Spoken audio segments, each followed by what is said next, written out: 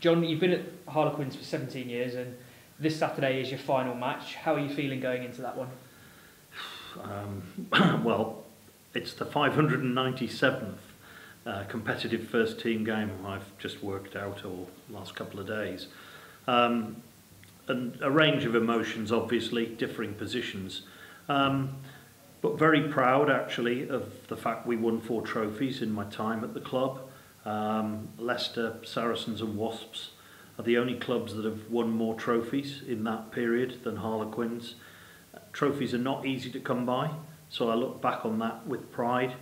I guess particularly my 8 years as head coach, where we came away with 3 trophies and also the 2 Heineken Cup quarterfinals under 2 different DORs. So lots of really memorable and positive things to take away, notwithstanding, you know, the way the end of the season has been for us. And John, what are your particular highlights from your time at Quins?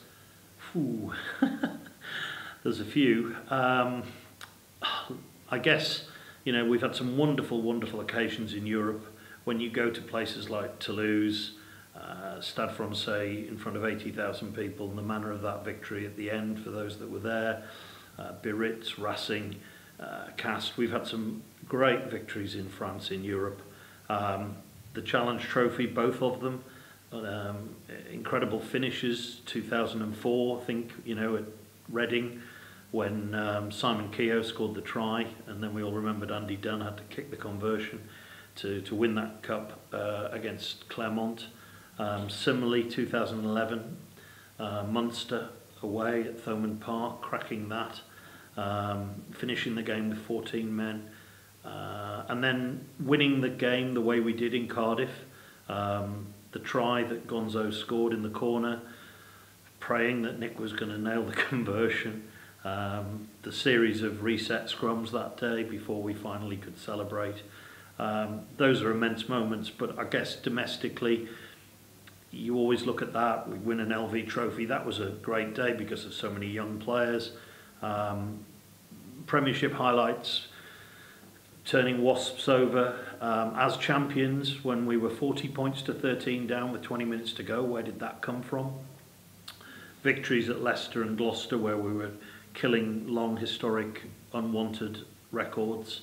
But I think when you go right down to it, you've got to look at May the 26th, 2012. How do I know it? But 4:48 and the penalty. And then still panicking, thinking, Rory, you've got to get this ball off the pitch still. Don't hit the post. Your coaching thoughts are still in there.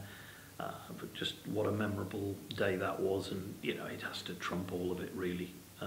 It doesn't get better. It was just an amazing day for the club. How would you reflect on your 2 years as Director of Rugby and how the last couple of weeks mapped out? Well, you know, last year, I wasn't unhappy at the end of the season. We finished in the top 6. We'd made the Champions Cup, both things for the first time in 3 years. And this season's obviously very, very difficult. The first half, I felt strongly that the unavailabilities were causing a problem for us. But the last 10 weeks have been very, very tough. And look, there's reasons for that as well. But ultimately, I carry the can. And yeah, I'd be at pains to say that my relationship with David is a really close one. Has been in all the time he's been at the club, but particularly in my last couple of years. And he and I have communicated daily.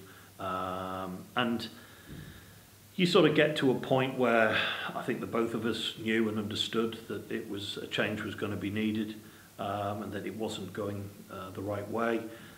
It's always been my intention to make sure it's for the good of Harlequins, and I think that was the overriding feeling, that was the case.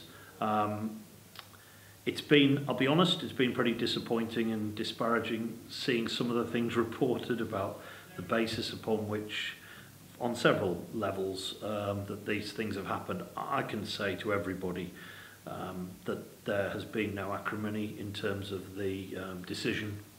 It was what it said on the tin, that there was agreement from both sides. The fact that I've remained here for the rest of the year has surely shown that, and I've been doing the best I can over the last few weeks. I appreciate the results have not reflected that, but that has been very much the case. And it was important that the news came out once that decision was reached early in the best interests again of Harlequins, because it gave the opportunity then for people to start looking as to what the right way forward. And as I said, once again, for me, it's about trying to make sure that it's the right thing for Harlequins, and this undoubtedly is. And where do you see Harlequins going forward now, John?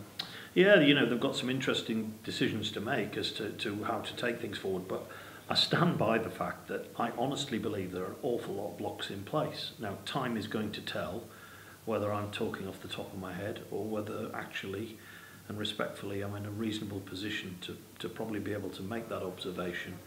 I believe that we've got a very strong squad. I feel that if they can get the rub of the green and get the players fit to consistently be able to play, an injection of confidence will make a huge difference, and it always does in sport. And I genuinely believe, it's not a wish, I genuinely believe that there are some really good times potentially available to Quins. Sport is very fickle and it can turn very quickly, and I didn't feel last year we'd done an awful lot wrong in the context of where we'd been.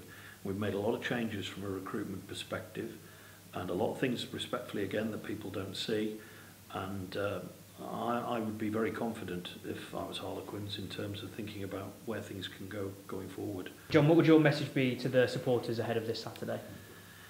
I can understand how upset, disappointed and frankly at times angry they would feel about the way the results have been over the last several weeks.